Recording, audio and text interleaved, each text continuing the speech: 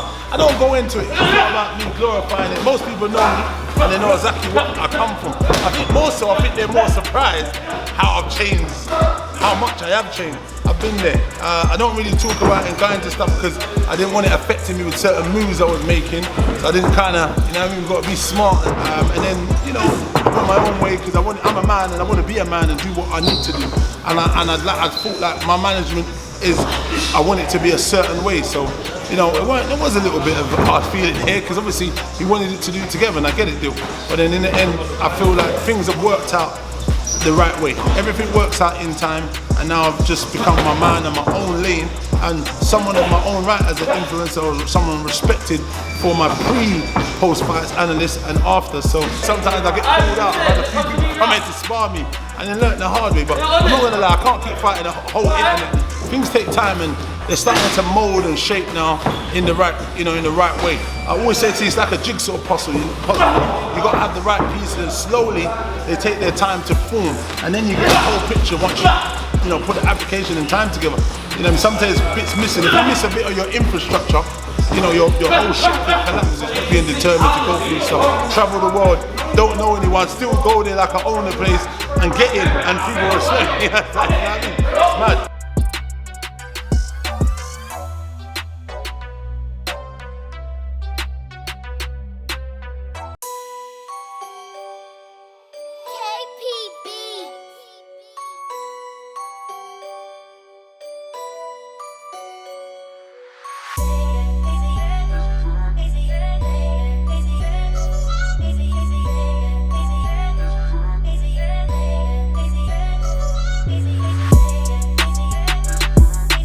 Welcome back to realnotguiltytv, the most exciting interviews around the world. Today delighted to be in Miguel's gym in Brixton with the main man himself, Dillian Whyte. Dean, how we doing? All good, man. We're just chugging away, man. We're just preparing. IFE Porter there is fighting on the 12th, so you know, we're just working on some stuff for him for the fight. He's got quite a dangerous guy. He's a journeyman, but he's tough, rugged, and all the guys that have fought him, like David, Adelaide, and those big boys, they've fought him in like their 4th or 5th fight. Yep. For him to fight him his first, it's quite dangerous. But look, he's quite an accomplished amateur, so you know what I mean. So we're just working. I coach them, manage them, and promote. Yeah, so you know what I mean. You're doing some good work with them, training them today. I didn't realise, like you said, you're so involved in the training part. There's nothing you don't do in the management, in the boxing. So manager, trainer, promoter, everything. We do it all, man. We do it all here, man. You know what I'm saying? But yeah. So now I put my thing in. I've been boxing a long time, so I've got a, you know, I understand boxing. I've got a great boxing IQ as far as I'm concerned. You know what I mean? So I'm not a coach. I'm more of a teacher. I teach them things and I break it down, and then I show them. You know what I mean, physically. Yeah. So I put a lot of time and energy into these boys, and you know, God willing, if that plays fruits and they can take on some of what I'm showing them. And they've done it in sparring. Like if he's like Derek Chisora's one of Derek Chisora's main sparring partners. The two Parker fights, the Usyk fight, because he can box southpaw and orthodox. So and he's been Dillian's, Riakpor's, Coley's, Joe Joyce's fight for Dubois. He fought Dubois. He spotted everyone. So he's been around the block. So he's very, very seasoned. So yeah, I'm just hands and I'm trying to give them stuff. He's got a lot of understanding, but he's a big, heavy-handed puncher. So I'm trying to not make him rely on the power punch. It's not enough because that can get taken away, as we saw with Usyk and Joshua. You can have that power, but then if the person's not there to be hit, then you know you're in a bit of a pickle. So your feet are going to be one of your first lines of defence, your jab, and then obviously your right hand, and so on. So this is what we're kind of working with these boys in there. And like you say, it literally is a full-time job, but I do many other things because this is just one part of this. So I do this. I've got them into a strength and conditioning program because I think that's quite important for them to try and be fit and durable. Those are good shots. I like them. But yeah, sorry. Yeah, we're just saying now there's some boys moving around, doing a bit of sparring. I would say it was technical, but that was good as well. I saw that, was lovely turns. Those boys there, they went a little bit higher than technical.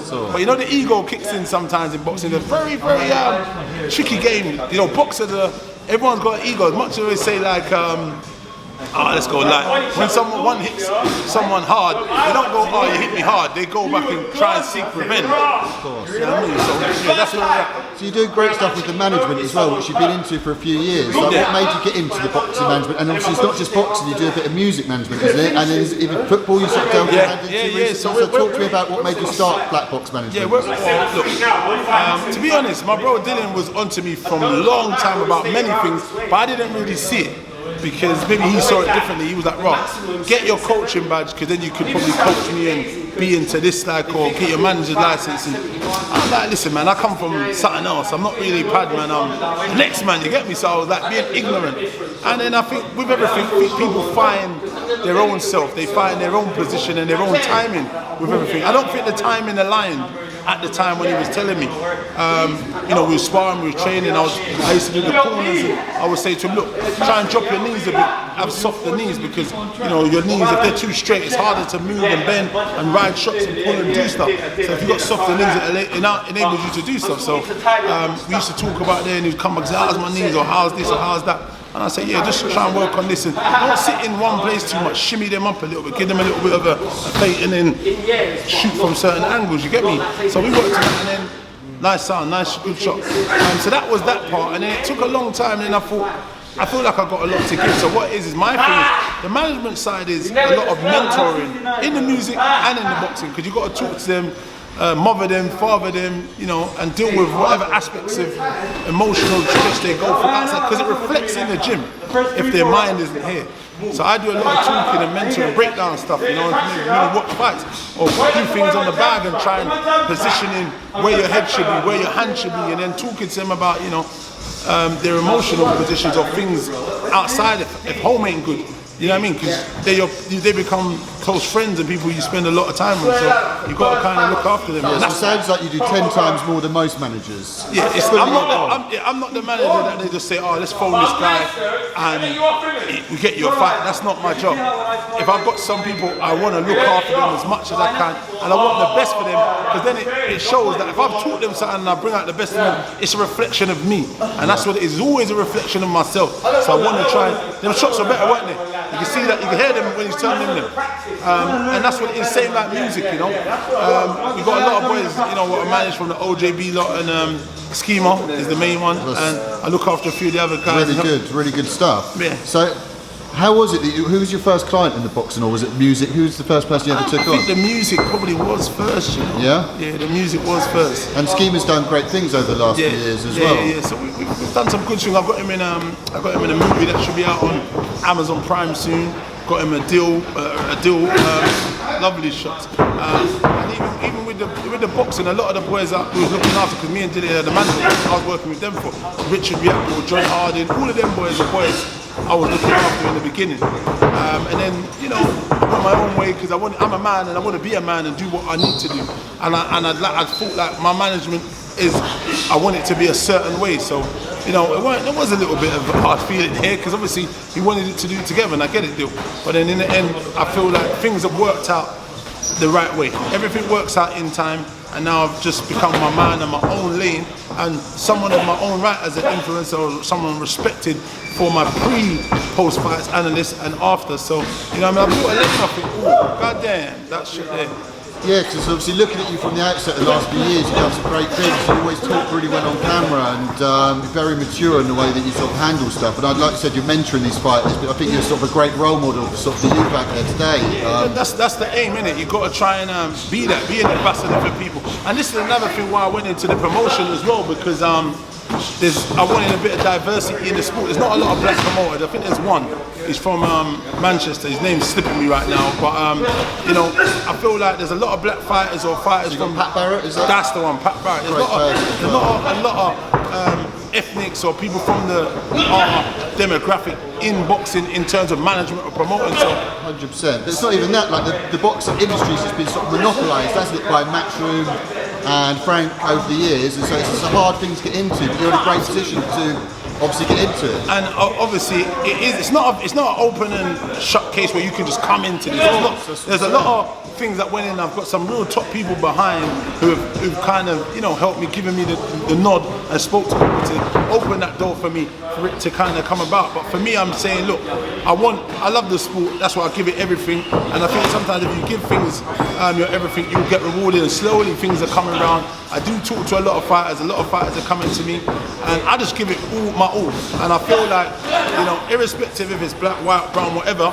there's still a cultural aspect on where you're, you know, the cosmopolitanness of London. It's not reflected in the business side of boxing. So that's what wanted me to do that, and for grassroots boxing, so I can control and give these boxers a home to go out on the platform and make sure they get out, instead of asking someone a favour, can you put my boy on, can you do this? I'm in control of my destiny and their destiny. You know, getting them onto the big platforms is another thing, yes. But for me right now, I want to be in control, say, all right guys, this is what we're going to do. We're going to be fighting this day, 3 months, do this, do that, or it's 2 months, or it's 6 weeks, whatever it is. But I'm in control of all of that. And I think it's been quite important and building. So yeah, I'm just happy with what I do. These guys are all there. There's guys from all types of different levels. They come here, they watch me, they just train, they train around me. Because it's like, I'm not shying away and turning anyone away, because this is about the community and giving back and bringing people on. So there's a lot of people. Like I was saying to you, sometimes I get called out. I've had a few people come in to spar me and then learn the hard way. But I'm not going to lie, I can't keep fighting the whole internet, so I can't be bothered with that. A couple of guys called me recently. I was like, listen guys, I don't want to. You're too grown for that. You don't. I know, but you know, these people are. Sometimes I don't believe they're actually true, so I called it on. And when they actually turn up, I gave them credit because I didn't think they were. So like you said, now I'm evolving, I'm doing stuff. I'm not getting out to all of that, and I just leave them. I just let them do what they want, because first I'm a businessman, and at the same time I'm not going to go in there and do shit that doesn't. It's lowering where I am. You know what I mean? So I just kind of left it. But the world of boxing is a crazy place, but at the same time, I've had the best time of my life in boxing, travelling, evolving. You look like you made some great links in that over the years with the right sort of people. It's incredible. Evolving around the world, not even just here, like in America. I get the same love and respect. Jay Prince and stuff like that. There's big people out there. Top rank. I'm at the top rank gym with those boys. Frank Shea, he owns that top rank gym. And with all them, what's that? Big Baby Anderson, Gerard Anderson, good part of those boys. Shakur Stevenson, Coach K is my guy. So go in there, I get the same respect from the media. I got a lot of love and attention from them out there. So that's just over the years, me. It's not about money. I spend my own money and work hard and travel and do shit and enjoy my life around it. You know what I mean? It's about building those links, isn't it? Building that circle. You look like you're great, being in the right place at the right time. When the big things are happening, you put yourself out there and making the miles, and obviously travelling over and making them links. No, absolutely. Things take time, and they're starting to mould and shape now in the right, in the right way. I always say to you, it's like a jigsaw puzzle. You got to have the right pieces, and slowly they take their time to form, and then you get the whole picture once you put the application and time together. Sometimes bits missing. If you miss a bit of your infrastructure, your whole shit could collapse. So for me, I've just been working and putting things together. There's a long way to go. Of course. There's still loads of things to do, and I'm going to continue working on that. But you know what I mean? The most important thing is we have that infrastructure from the ground up and building and trying to do good things in boxing. So, like you said, you look like a great businessman from the outset. You look like you're making all the correct moves. Is there anyone who sort of mentored you and helped you along the way? Or is it sort of self-taught yourself? Yeah, I think it's self-taught just along the journey, you know what I mean? And being a keen listener. Listening is very important, and there was times in the game, you got to try and use your feet a little bit more on some of them. That's a bit better, there you go. People like Adam Booth talking to him for years over when me and Dillian was down there. I didn't know why I was talking to him so much in the office, asking all these questions. Things like being with the Klitschko, asking a lot of questions, talking to them. I've been in good company, being able to pick these guys' brains on many things, business side and other aspects. And it's slowly coming together. At this juncture now, we're just starting to, maybe seeing a lot more taking off in the aspect of things, and hopefully this year is going to be a good year. But all those things put together, it's just me kind of talking to people, and being a talkative person and kind of being inquisitive. I think more so, studying and taking in and saying. That's the key, the inquisitiveness, learning from these people. Luckily you've been in the right position around the right people. Exactly. You've soaked it all in and tried to feed into what they're doing. These are all sort of boxing royalty, some of these people. Yeah, listen, there's some, a lot of good people, and like you say, there's other good people that I've got as mentors that are helping me with certain things that give me a little pep talk. But at the same time, I'm on job anyway, and there's people I can talk to, and I just listen to what they've been through and then kind of use that, or trying to, you know, say, oh, and this is someone who's made a mistake. How do I learn from that? How do I better this? And this is what we do. We just kind of, you know, continue to grow. Evolution in life, you grow, you get older, you wise up, you mature, and that's what we just continue to do. Like I said, you're a great sort of role model, and sort of the kids to look at and sort of be mentored by you. You're a great example, and obviously young men who are sort of stuck in the wrong path. On this channel, most of the people we've had on have sort of been the bad examples of the wrong path, and obviously it doesn't end very well. So it's great to have someone who's obviously doing the right thing and obviously set the right path. But like before, obviously boxing and stuff like this, did you ever get stuck in the streets or anything? Yeah, listen, I'm known a lot in that side of the town. I don't go into it. It's not about me glorifying it. Most people know me and they know exactly what I come from. I think they're more surprised how I've changed, how much I have changed. I've been there. I don't really talk about it and go into stuff because I didn't want it affecting me with certain moves I was making. So I didn't kind of, you know what I mean, we've got to be smart and make the right move, like I was saying in chess, right moves at the right time. But most of the guys understand we all have checkered passes and come from things, and you know, I was no different. But you know, I was worse than some, and maybe not as worse as some. So I think that's the greatest thing then, like I said, obviously we don't need to go into details about what you're up to or anything like this, but just the fact you were on the wrong path, the fact that you've been able to turn it around, teach yourself has been the greatest example, isn't it? Of sort of self-learning and what you can achieve, you know? I think, and that's another reason a lot of the young boys who come, these are a lot of young boys in here from the neighbourhood, they respect me because they know where man's come from and the guys, you know, what's been about. So when I'm talking to them, they kind of listen. And even now we're getting a lot of young brothers coming from around the way and wanting to train and kind of do more in boxing, because boxing's evolving in a whole. Matchroom have done a tremendous job of making boxing, you know, in this elite position where it is now. Joshua, Dillian, Fury, those kind of boys, Derek Chisholm, a lot of the guys in the sport from around, similar demographic, they've all come from the mud. Even Fury's come from the mud and they've all climbed up council boys or whatever they caravan and come from this kind of low level and built up. So for me, I kind of have a lot of different guys coming in there and kind of like, you know, oh, goddamn. That's good shot. Oh, goddamn. Whoa, this is getting out of control, this one, isn't it? Oh, goddamn. Yeah, these guys have got, this has gone left. There's no, what's it called, technical in this, not to do. But even for these young guys that are coming in, there's some amateur class, they come in early a lot of the time to watch me talk to the guys and show them certain moves and do stuff, you get me? So I'm happy to inspire the younger generation and bring on. And with the show as well, I'm giving opportunities to other people to get jobs as well, because I'm hiring people that know, local people. So yeah, you touched on that earlier, obviously you just started a promotion, obviously Black Box Global. Yeah. And it's a proper license, you're a licensed promoter with the board, so congratulations. Yeah, me and my team, we've got everything, you know, notched up, and we're doing a good job. And you had your first show just before Christmas. Yeah, November the 6th, and now the next show is 12th of February. So going back to your first show, talk about it. Was it success? How hard work was it to put together your first show? It was very hard and stressful. This time it's not been as stressful because when you do something once, I think you said it becomes a little bit more easier to do it the second time. There's still a lot of stress because I've had quite a lot of pull-outs on this show. COVID, injuries and stuff, but luckily I had quite a lot of people in reserve and I managed to put all those people in reserve. I've still got 11 people on the card, which is phenomenal. But we're 2 weeks out, I'm still trying to add one more fighter and we're going to see that position. Oh shit, my stuff. But, so I'm sure that's a great opportunity to sort of get your own boxers on the field and actually control them, sort of similar to what you said Pat Barrett does. He gets into the position where they're ready for the big shows, the matches. That's what it's all about. We're building them on there. We're getting them, because the shows we done good numbers. We got big production there, like the big boys, big monitors. I saw it, looked fantastic. Yeah, we had a big sellout down there. So what it was is, those guys are used to that atmosphere, that cold room atmosphere. Because what happens, a lot of guys feel when they go on the big shows, they're not used to the environment. Being on the big screen, they're like, wow, I'm here, it's overawing.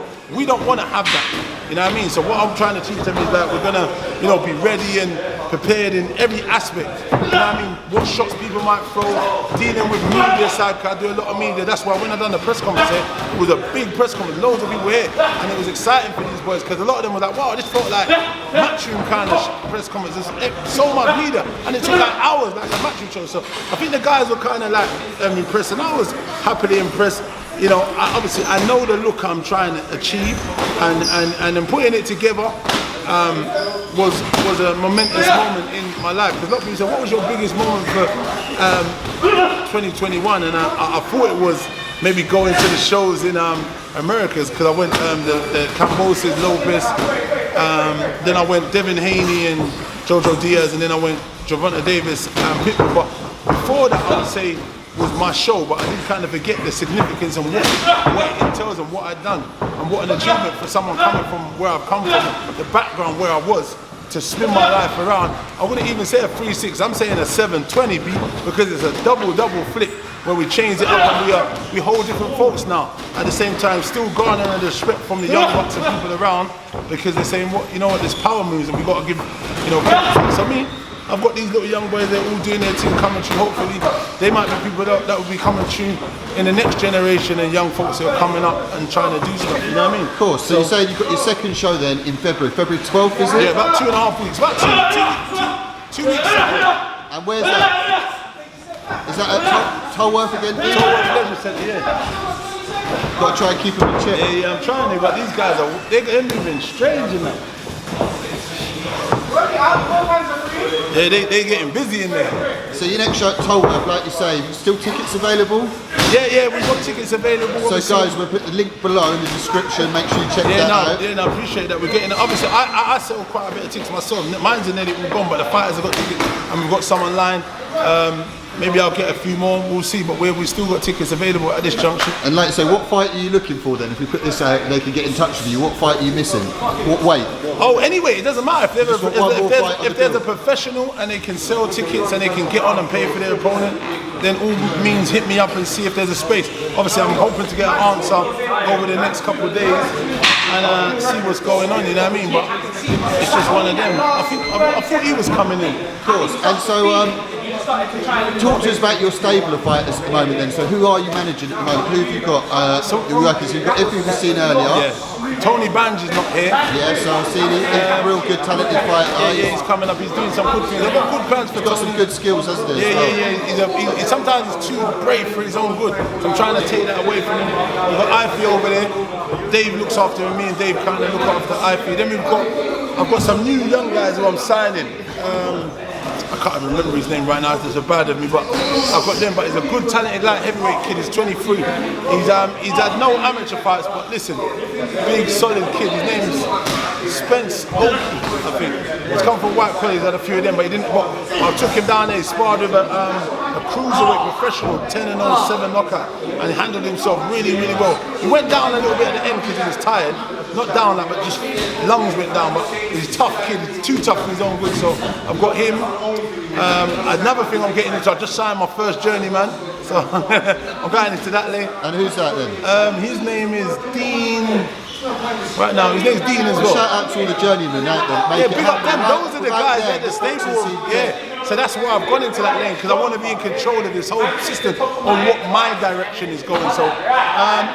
You've got the platform in order to put people on straight away. So I'm looking after a girl in America, Tierra Brown.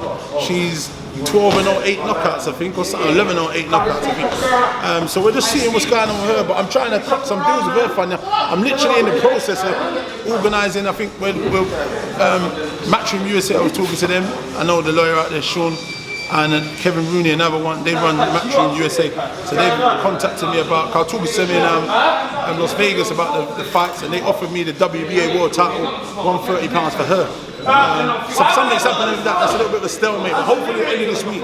They hit me up last week on Thursday and said, can she do 126?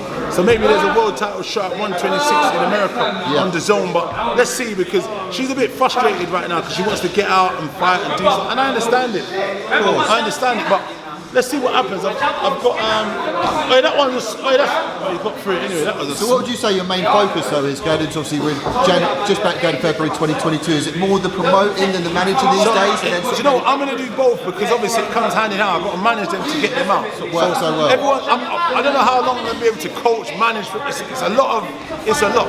You know, but I'm going to do it as long as I can because I feel the guys need me, and if as much as I can give them, I'll give them my all until I need to get someone else second and bring them in to take over where I'm at, and I'll still be able to. I'll still try and come down and do everything I can because it's very important. Look, man, oh God, it's not good business.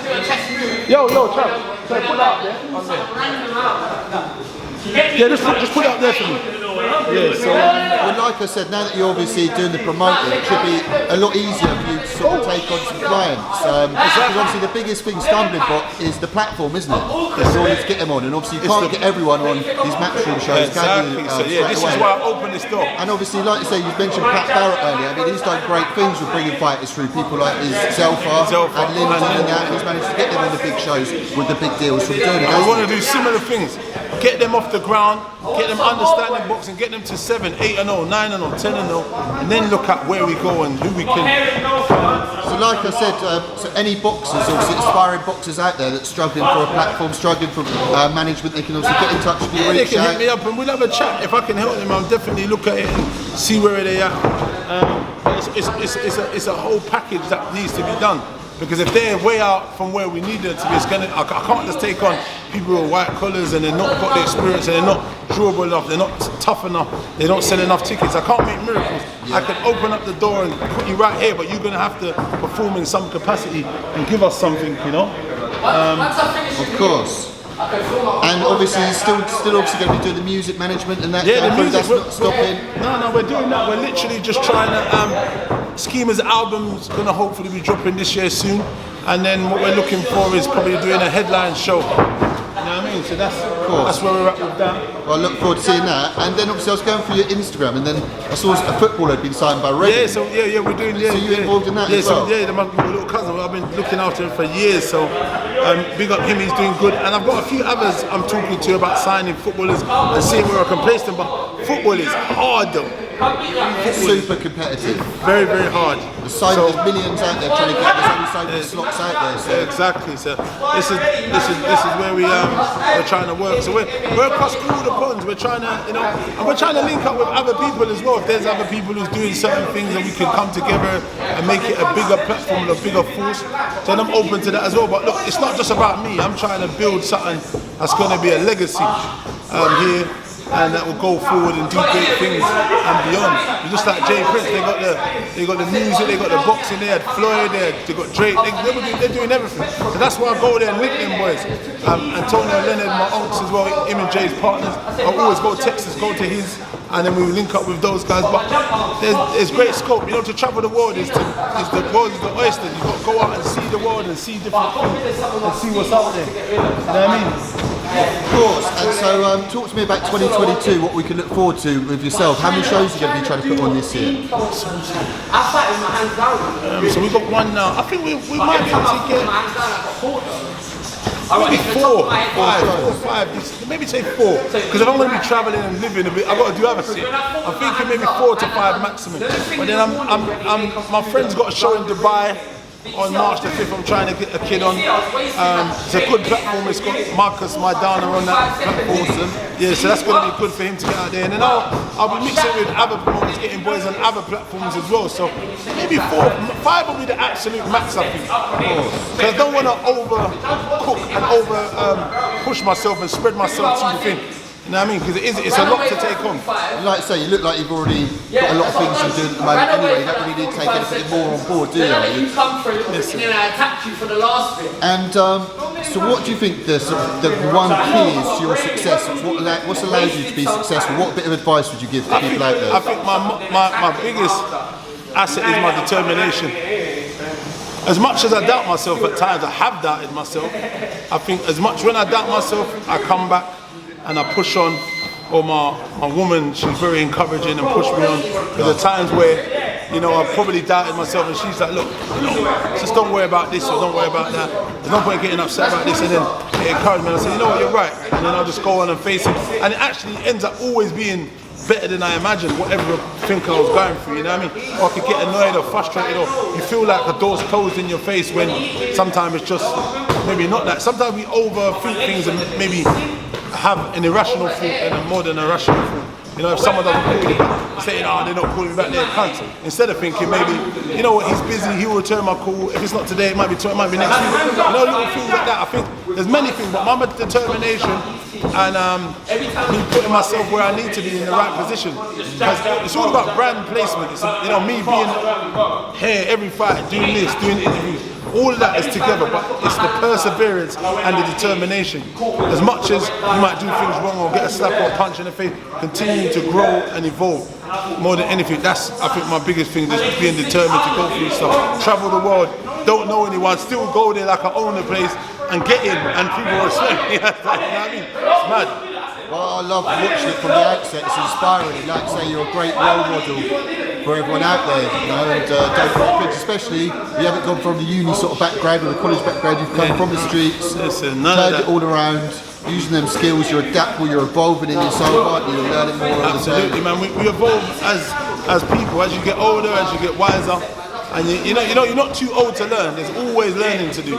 So that's another thing. People old for this, or obviously if you're like maybe 45, 50, and you say you're going to go and box St. Joshua, likelihood is it's not going to happen. But we got to be everything within reason, and have a bit of logic with your planning. But make sure your infrastructure from the beginning is always, the fundamentals are strong and build right. You know what I mean? And don't run before you can walk. Of course. Well, I'd like to say I really appreciate the opportunity today, Dean, to obviously sit down with you. And we've been chopping it up, man. It's finally we got together, you know? Yeah, and obviously hopefully down the line we could do a proper sit down and talk a little bit more in depth about when obviously you've got your foot more in the door with certain things, then you can sort of open up a little bit more about the sort of troubles and trauma of the past, you know?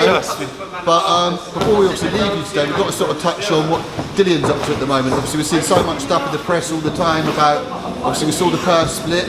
We thought it was going to happen there, but then the Spurs split was 80-20. They're not getting the fight together. We're hearing step aside money. What's going on with Dillian? No, he's alright, you know. I mean, obviously we've been chatting last few days, every day, but we don't. Do you know what? I don't really. We just talk about how you doing, what's going on, He's asking me what's going on with the show. I say what's going on because I haven't been able to get there. Normally I'm at every camp normally because I give a little bit of time, a couple of weeks, to go out there and train and do my throughout. But he's okay, obviously. I know there's the legal battle that's going on, which is going to be around the corner. Arbitration. The splits is what they're saying, I guess, but Eddie said he's going to appeal the split offer. But I think, I've heard the talks of step aside. I'm not 100% sure. We haven't even discussed that. I do need to. I said, come on, Mrs. What did he say? Have you not spoken about that? And I said, I haven't even asked him about that because it probably brings out a more moodier side in him. If you get my meaning, because he's like, because he does get like when I say what's going on, fuck that, you know, like he's frustrated. So I don't touch on things that would ignite unnecessary contention with us as well in our conversation. Because if I say that, then it might be like it starts to get irate, and then I'm going to cuss him. He's going to cuss me. We just get into a slagging match. But I do need to ask him really because it's kind of interesting. I saw Joshua come out and said, "No, he ain't got no contract." So it's kind of a. But you know what? I talked to one of the guys, but from what I spoke to when I last remember, I know there's some legal matters going on, and until they're done, nothing else ain't going on. That's what I was kind of under the illusion. Well, hopefully they can sort themselves out soon, so he could be obviously fighting. Of course, because look, we all want to see. Look, he's a mandatory. At one way, when you become mandatory, there's no way out of getting out of that. It's either vacates or they step aside and they fight him at the end. What about the unification fight though? Does that not oversee, doesn't it? Yeah, it does. But what I'm saying is the unification is because he's mandatory already. It was before that, so I can't see. You know, I thought even if you are mandatory, with the unification, what you got to remember is Joshua's still in the position because he's already reenacted. Yeah, got contract reenacted his rematch tour. So that's why that's probably been stopped as well. So, yeah. So now that's why they've been offered step aside money, I guess. See, we saw this stuff in the media a few years ago. I don't know how true it was that obviously Dillian got offered the Joshua rematch. Is that true? Obviously, Dillian got offered the Joshua rematch, and like, obviously, is he regretting not taking it now? When Obviously, in hindsight, when you say Joshua lost that time. That was the same opportunity.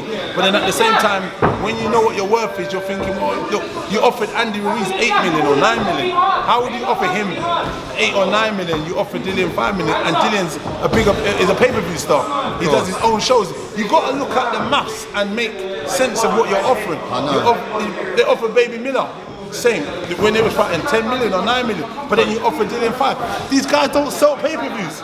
It makes no sense. Who's offering him that money? It's Eddie, and Eddie's meant to be Dillian's guy. These other people aren't Dillian's guy. You know where obviously Eddie doesn't have contracts, does he, with his fighters? You know, like if it goes to purse bids and Eddie doesn't win, like why would Dillian give him part of his check in a management fee in the next fight? Especially when Eddie at certain times doesn't seem like it doesn't look like he has his best interest at heart. But what you got to bear in mind, Joshua is Eddie's star. So when it comes to Joshua and anyone else, it's never happened. But if it's Dillian versus someone else, then it'll be a secondary thing. But as we all can see in the game, it's very apparent, you know, who the guy. And we understand if you're looking at the business, Joshua does big business. You know what I mean? So yeah, it's a cash cow, isn't it? Yeah, exactly. But I mean, so hopefully Dillian will get his shot at some point this year. Hopefully he deserves his shot, certainly, doesn't he? And obviously we look forward to seeing more success for yourself this year, more shows. Hopefully I'll come to the show in February. And yeah, I wish you the best of luck the rest of the year, Dillian. I appreciate it. Thanks for coming down, for getting our journey, and documenting it and putting some stuff out. You know what I mean? Really appreciate your time, my guy. Much appreciated.